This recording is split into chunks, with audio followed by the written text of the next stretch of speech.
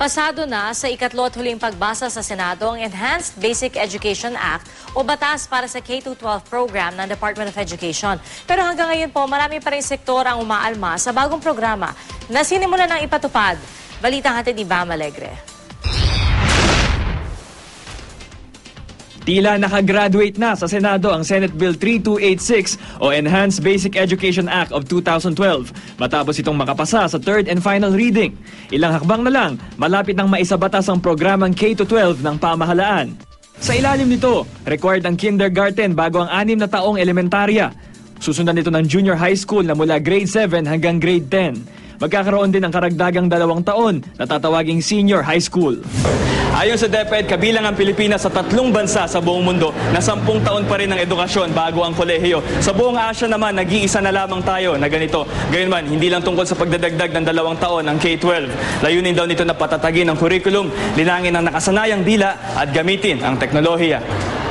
Kapag ito'y naipasa na, yung mga pondo na kakailanganin natin para dun sa mga preparasyon na ating gagawin, para dun sa karagdagang taon na gagawin, halimbawa, ay maaari na ngayong mangyari. Sa mga pampublikong paaralan katulad ng Lagro High School sa Quezon City, mga freshman ngayon ang unang nakaranas ng bagong curriculum ng K-12.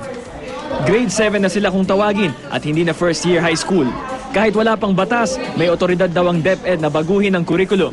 Advance na po. Yung tulad po nung sa math namin, pinag-aaralan na rin po namin yung mga pinag-aaralan din po ng mga past na third year.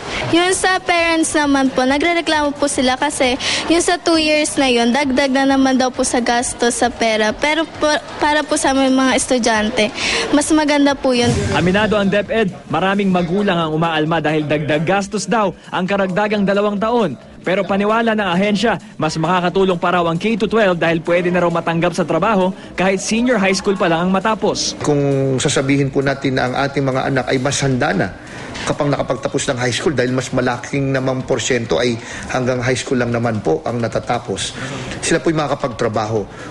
Pero patuloy pa rin itong tinututulan ng ilang grupo. May pagkukulang ng araw ngayong 10 taon pa lang ang basic education, dadagdagan pa raw ng 2 taon. Kataas na dropout rate, yung hindi nakakatapos ng high school, ang karamihan sa mga kabataang Pilipino, lalong lalala ito sa palagay natin.